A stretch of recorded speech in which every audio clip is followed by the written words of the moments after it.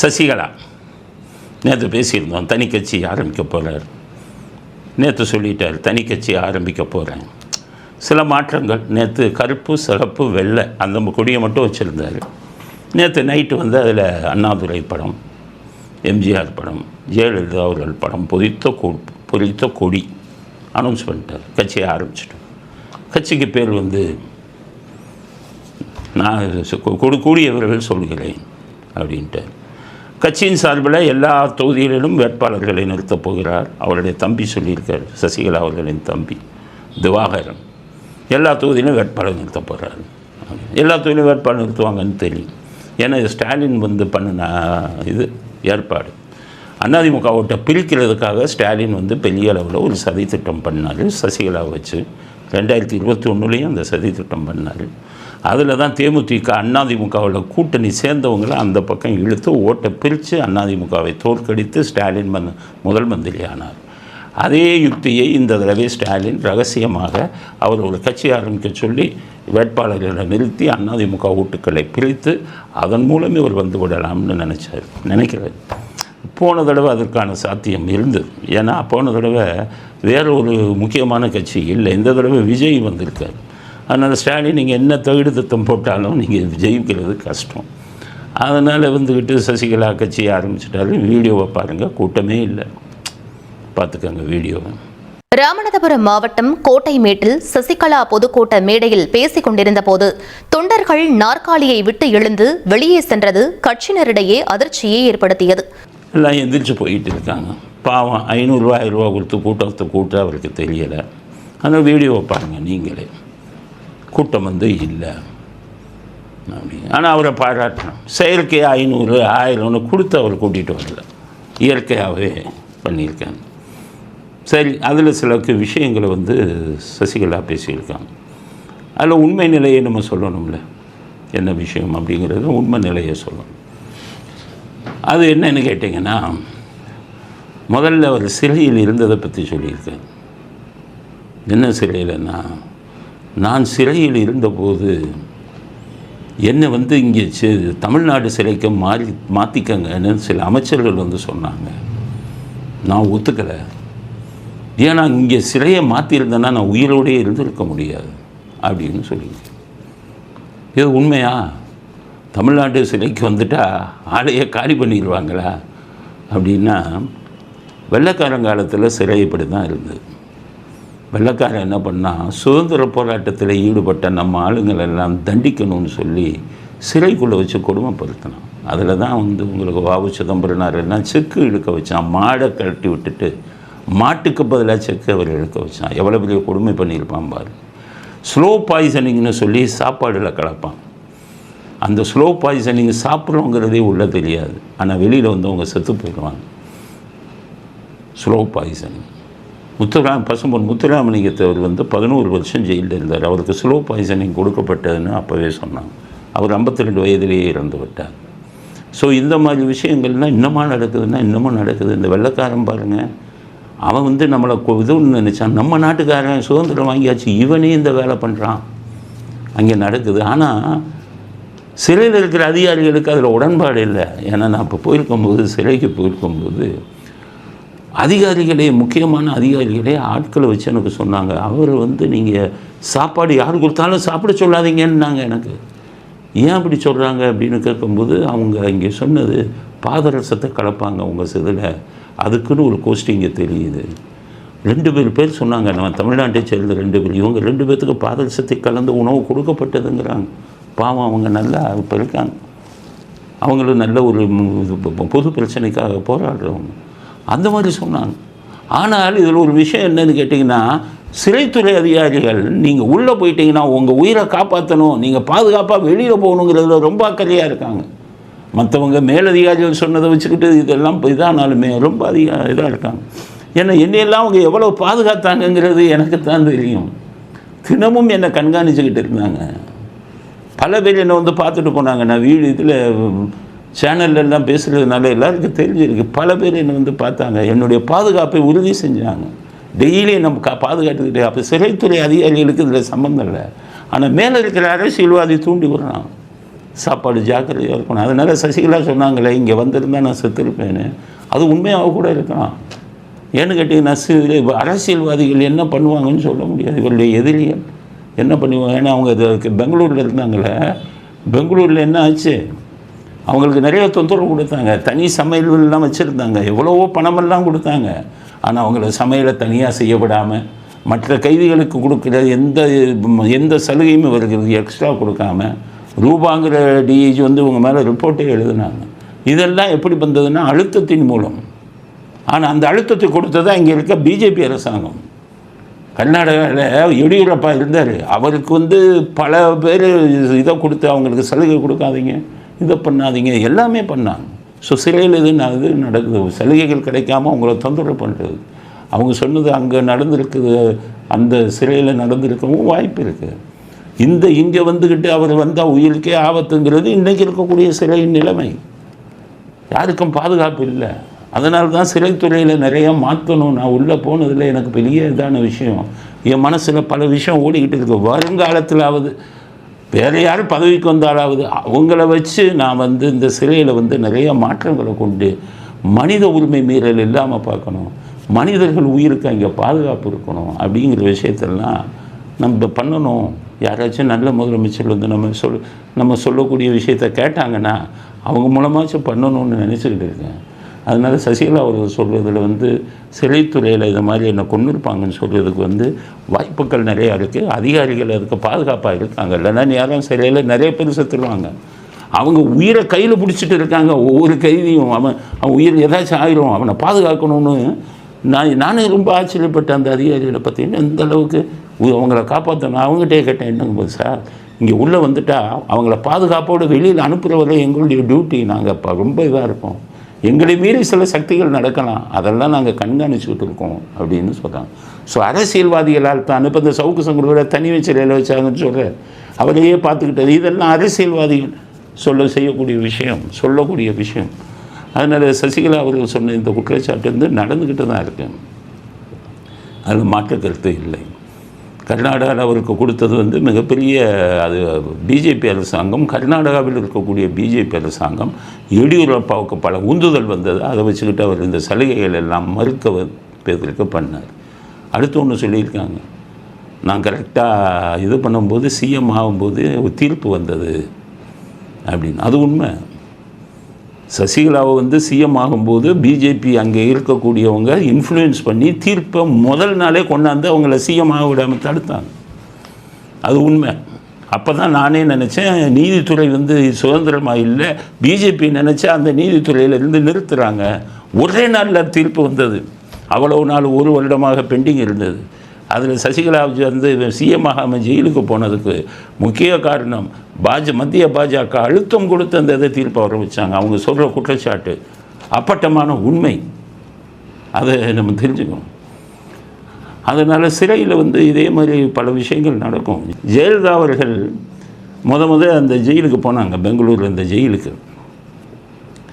2 பேரும். அதில் ஃபுல்லாக ஜெயலலிதா அவர்கள் எதையும் எதிர்பார்க்கலை.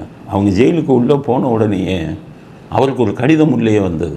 என்னென்னு கேட்டால், நான் ஒரு அரசியல்வாதி, இங்கே உள்ளே இருக்கேன், இந்த சிறையில் நான் சொன்னதெல்லாம் நடக்கும், உங்களுக்கு ஏதாவது சலுகை வேணுன்ட்டு சொல்லுங்கள் அப்படின்னு. அப்போ அவங்க சொன்னது, நான் தனியாக இருக்கேன், என் கூட 2 பேர் கைது பண்ணியிருக்காங்க, சசிகலாவையும் இளவரசி, அவங்க என் கூட இருக்குன்னு தான் எனக்கு நல்லா இருக்கும்னு. அடுத்த கொஞ்ச நேரத்துலேயே அவங்க அங்கே வந்துட்டாங்க. சாப்பாடு உங்களுக்கு என்ன வேணும் அப்படின்னு கேட்டேன் அப்படின்னாரு. அவர் வீட்டில் இருந்து சாப்பாடு கொண்டு வந்தாங்க. அவ்வளவு அருமையான சாப்பாடு. ரோல் கால்னு இருக்கும் இங்கே, ரோல் கால். சாயங்காலம் 5:30 மணிக்கு எல்லா சிறையும் பூட்டும் போது அவங்க பேர் சொல்லி கூப்பிடுவாங்க. அவங்க கன்விக்ஷன் ஆயிடுச்சு, அதனால் கன்விக் நம்பர்லாம் சொல்லுவாங்க. அப்போ ஜெயலலிதா அவர்கள் அவங்க என் பேர் சொல்லி அந்த மாதிரி சொல்கிறது எனக்கு பிடிக்கலை அப்படின்னாங்க. உடனே அந்த அரசியல்வாதி உள்ளே இருந்தவர் அவங்க பேரை சொல்லி இதே சொல்லக்கூடாதுன்னு சொல்லி அந்த ரோல் கால் வரும்போது இவங்களை ஆஸ்பத்திரிக்கு ஐசியூக்கு அனுப்பி அங்கே வச்சுட்டாங்க. பல சலுகைகளை அங்கே கொடுத்தாங்க. ஸோ சிறைங்கிறது அப்படி தான். அங்கே உள்ளே இருந்த அந்த ஒரு அரசியல்வாதியாக அந்த அம்மாவுக்கு அவ்வளோ சலுகைகள் கொடுத்தாங்க. அதே மாதிரி தொந்தரவு கொடுக்குறதுனால பண்ண முடியும். அதனால தான் அவர்கள் இறந்தவுடன் 2வது தடவை சசிகலா அவர்கள் போகும்போது பல தொந்தரவுகளை கொடுத்துருக்காங்க. அதுக்காகத்தான் பணம் நிறையா கொடுத்தாங்க. இவங்க பணம் கொடுத்தாங்கன்னு சொல்லி அங்கே இருக்கிற அதிகாரிகள் மேலெல்லாம் ரிப்போர்ட்டு எழுதி பெரிய என்கொயரியாக வந்தது. ரூபா எழுதின ரிப்போர்ட்டுக்கு, அந்த ஜெயில் அதிகாரி எழுதின ரிப்போர்ட்டுக்கு வந்து பின்னணி இருந்தது.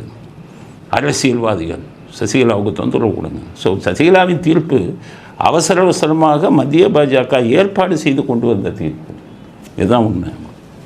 அடுத்தது சசிகலா ஒன்று சொல்லியிருக்காங்க, ஜெயலலிதா அவர்களே எம்ஜிஆர் இறந்தபோது அந்த பீரங்கி வண்டியிலிருந்து கீழே தள்ளிய போது நான் சபதம் எடுத்தேன், ஜெயலலிதா அவர்களை முதல்வராக்க வேண்டும். இது பொய். நான் எதுக்கு சொல்கிறேன்னா, அது உங்களுக்கு சரித்திரத்தை சொல்கிறேன், பழைய சரித்திரம். இன்றைக்கி இருக்கிற இளைஞர்கள் உங்களுக்கு தெரியாமல் இருக்கும்.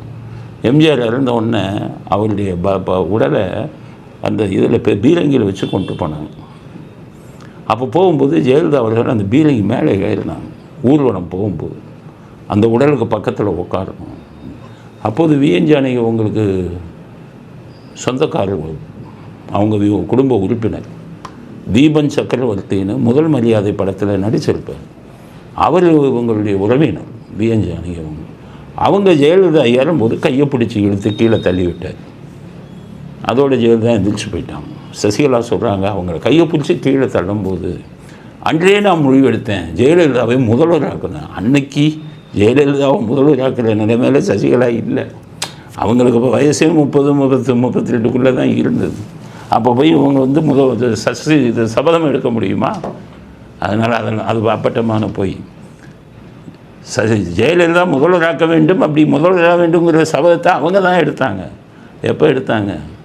89-90 சட்டசபைக்குள்ளே வச்சு திமுக காரங்கள்லாம் சேலையை பிடிச்சி இழுத்தாங்கல்ல, அவள் சொல்லிகிட்டே வந்தாங்க, அடுத்து இந்த சட்டசபைக்குள் நான் வரமாட்டேன், அப்படி வருவதாக இருந்தால் முதலமைச்சராகத்தான் வருவேன்னு சபதம் போட்டு போனாங்க. அதுக்கப்புறம் சபதம் போட்டது ஜெயலலிதா தான். சசிகலா சொல்கிறாங்க நான் சபதம் போட்டேன்னு. அது தவறான ஒரு கருத்து அப்படிங்கிறது இன்றைக்கி சசிகலா விஷயங்களில் நடந்ததில் நாம் பதிய விரும்பக்கூடிய கருத்து. அதனால் சசிகலா எலெக்ஷனில் நிற்பாங்க, கேண்டிடேட்டை நிறுத்துவாங்க, ஓட்டை பிரிப்பாங்க. அதுதான் இவ்வளவு நாளாக அமைதியாக இருந்தவங்க இப்போ மட்டும் இவரே சொல்கிறார், டிடிவி தினகர், திடீர் சாம்பார், திடீர் இட்லி மாதிரி திடீர் கட்சி வந்துருச்சு, சிலரை மக்கள் அடையாளம் கொண்டு கொள்வார்கள் அப்படின்னு சொல்லியிருக்காரு. ஏதோ தொடங்கலாம், திடீர் சாம்பார் திடீர் இட்லி மாதிரி நான் சொல்கிறேன், அது மாதிரி திடீர் கட்சிகள் வரலாம். 99% அதிமுக உறுப்பினர்கள் அதிமுகவிலும் அமமுகவிலும் தான் இருக்கிறார்கள் அப்படிங்கிறதையும் சொல்லியிருக்காங்க. அமமுக அதிமுக தான் 99.9% தொண்டர்கள் ஓரணியில் இணைந்து விட்டோம். அதனால் சசிகலா அவர்களுக்கு சொல்கிறேன், தயவு செய்து ஸ்டாலினுக்கு துணை போகாதீங்க, அதிமுகவை உடைக்காதீங்க. ஜெயலலிதா அவர்களும் எம்ஜிஆர் அவர்களும் இவர்களால் பட்ட கஷ்டம் கொஞ்சம் நெஞ்சம் அல்ல. அவங்க 2 பேர் ஃபோட்டோவை போட்டு கொடி வச்சுருக்கீங்க, அந்த 2 பேர் ஆத்மா உங்களை மன்னிக்காது. ஸ்டாலின் சொல்கிறத கேட்டு எலெக்ஷனில் தனியாக ஆளை நிறுத்தி அதிமுகவை நீங்கள் பிரித்தால் கடவுளும் மன்னிக்க மாட்டார், எம்ஜிஆர் ஜெயலலிதா ஆன்மாவுக்கும் உங்களை மன்னிக்காது அப்படிங்கிறத சசிகலா அவர்களுக்கு நாம் செய்தியாக பதிய விரும்புகிறோம். அடுத்தது KN நேரு அவர் கைது விஷயம். அந்த KN நேரு எஃப்ஐஆர் போட வழக்கு போட்டது இன்பதுரைன்னு அதிமுகவை சேர்ந்த ஒரு வழக்கறிஞர். உண்மையிலேயே இந்த கிரெடிட் பூரா அவருக்கு தான் போகும். அவர் தான் தைரியமாக இதை வழக்கு பதிவு செய்யணும்னு போட்டார். ஈடியே போடல, நான் தான் சொன்னேன்ல, ஈடியே முதல்ல குத்திட்டு போயிட்டாங்க, ஈடி போடல. அதனால் இன்பதுரை அவர்கள் தான் அந்த வழக்கை போட்டார். இந்த வழக்கில் கொடுத்த தீர்ப்பில் வழக்கை பதிவு செய்து எஃப்ஐஆர் போடுங்கன்னு சொல்லிட்டாங்க. நிறைய பேர் சொன்னாங்க எவ்வளோ நாளைக்குள்ளே எஃப்ஐஆர் போடணுன்னு சொல்லலை, அதனால் உடனே எஃப்ஐஆர் போடணுன்னு அவசியம் இல்லை அப்படின்னு சட்டம் தெரியாத சிலவங்க சொல்லியிருக்காங்க. எல்லாருக்கும் என்ன சொல்கிறேன், அந்த தீர்ப்பை நல்லா படித்து பார்த்தீங்கன்னா, to register the FIR forthwith அப்படின்னு ஒரு வார்த்தை, அதுக்கு சட்டத்தின் வார்த்தை அது. forthwithனா உடனேன்னு அர்த்தம், அதுக்கு காலக்கெடு எல்லாம் இல்லை, உடனே எஃப்ஐஆர் போடுன்னு தான் சொல்லியிருக்காங்க. இவங்க இன்றைக்கி வர எஃப்ஐஆர் போடல. நாங்கள் விசாரிச்சுக்கிட்டு இருக்கோம். இவ்வளவு படித்த மக்கள் இருக்காங்க, இவ்வளவு வழக்கறிஞர்கள் இருக்காங்க, இத்தனை நீதிபதிகள் இருக்காங்க, ஊரை ஏமாற்ற முடியுமா? இப்போ லஞ்ச ஒழிப்பு அதுக்கு தான் சொல்கிறேன், நீங்கள் ஊரை ஏமாற்ற முடியுமா? எத்தனை படித்தவன் இருக்கான், அவனுக்கு தெரியாது. உடனே அதில் நான் மெதுவாக தான் பண்ணுவோன்னா ஜெயிலுக்கு போவோம். ஒரு குற்றவாளியை காப்பாற்றினா அதிகாரிகள் வந்து இந்த அளவுக்கு போயிட்டீங்களா?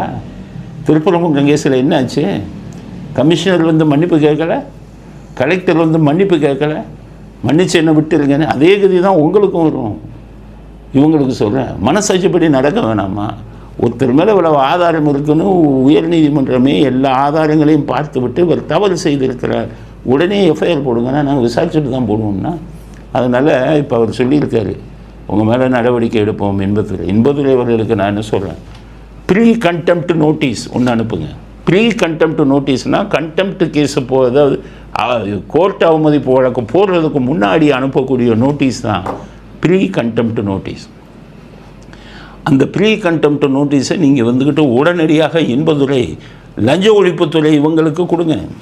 அதில் யார் யார் வந்து பதில் மனுதாரர்கள் எதிர் மனுதாரர்களாக போட்டுருக்கீங்களோ அத்தனை பேர்த்துக்கும் கொடுங்க. எப்படி கொடுக்கணும்? அவங்க பேரை போட்டு கொடுக்கணும். மற்ற வழக்கெல்லாம் வந்து வெறும் director vigilance and anti corruption டிபார்ட்மெண்ட்டுன்னு போடுவீங்க. ஆனால் கண்டெம்ப்ட் நோட்டீஸ் மட்டும் அப்படி போடக்கூடாது. பேர் அவங்க மேலே வரும், போட்டு ஒரு ப்ரீ கண்டெம்ப்ட் நோட்டீஸ் கொடுங்க. ஒரு வாரத்துக்குள்ளே நீங்கள் எஃப்ஐஆர் போடலன்னா உங்கள் மேலே நீதிமன்ற அவமதிப்பு வழக்கு தொடருவோம்னு சொல்லி நோட்டீஸ் அனுப்பிட்டு, நோட்டீஸ் அனுப்பணுன்னே டிராஃப்டெல்லாம் போட்டு ரெடியாக வைங்க. போட மாட்டான், அங்கே போய் கோர்ட்டில் ஃபைல் பண்ணுங்கள். கண்டெம்ப்ட்டு அதிகாரிகளை கூப்பிடுவாங்க, உள்ளே தள்ளுங்க எல்லாத்தையும். இப்படி அதிகாரிகள் வந்து சட்டத்தெல்லாம் மதிக்காமல் தம் பதவி கிடைக்குங்கிறதுக்காக அரசியல்வாதிகளுக்கு கூஜா தூக்கும் அதிகாரிகளை எந்த ஆட்சியிலும் நான் பார்த்ததில்லை. அதிகாரிகள் நம்ம பயப்படுவான், நம்ம மாட்டிக்குவோம், சட்டப்படி நடந்துருவோம். ப்ரீ கண்டெம்ப்ட் நோட்டீஸ் கொடுத்து அத்தனை பற்றி இழுந்து 3 மாதம் ஜெயிலுக்கு அனுப்புங்கிறேன். அப்போ தான் இதாகும். கையில் பதவி இருந்தால் என்ன வேணாலும் பண்ணுவீங்களா ஆளுங்கட்சிக்கு? அதனால் இன்பதுரை அவர்கள் வந்து இந்த முடிவை எடுக்க வேண்டும்ங்கிறது எங்களுடைய கோரிக்கை. அவர் வந்து இந்த வழக்கை அவர் போட்டதுனால தான் இந்த வழக்கு வந்து இந்த அளவுக்கு எஃப்ஐஆர் போடுற அளவுக்கு வந்தது. அவர் அந்த வேகத்தை விட்டு கொடுக்கக்கூடாது. உடனடியாக கண்டெம்ப்ட் போடுங்க, உள்ளே தள்ளுங்க. அப்போ தான் நாட்டு மக்கள் இங்கே நாட்டில் வந்து நீதி கிடைக்கும். அவர் இன்பதுரை சொல்கிறார், இதை வந்து சிபிஐக்கு மாற்றணும்னு கேட்போம். அதுக்கு பண்ணிடாதீங்க. சிபிஐக்கு மாற்றணும் இன்னும் நாளாகும். நீங்கள் கண்டெம்ப்ட் போட்டிங்கன்னா எலெக்ஷனுக்கு முன்னாடி கேஎன்ஏல கைது செஞ்சுடுவாங்க. அது எலெக்ஷனுக்கும் ரொம்ப உதவியாக இருக்கும். ஏன்னா அந்த சம்பாதிச்ச பணத்தெல்லாம் செலவு பண்ணி எலெக்ஷனில் டிஎம்கேயை குறுக்கோடியில் ஜெயிக்கிறதுக்கு எல்லா வேலையும் முதல் கேஎன்ஏல பண்ணுவார். அதை பண்ண விடாதீங்க. இந்த நேரத்தில் ஆக்ஷன் எடுங்க. நீங்கள் சிபிஐ விசாரணை வேண்டும்னா அதுக்கு நோட்டீஸ் போட்டு 2 மாதம் 3 மாதம் ஆகும், அதுக்குள்ளே எலெக்ஷன் முடிந்து விடும்.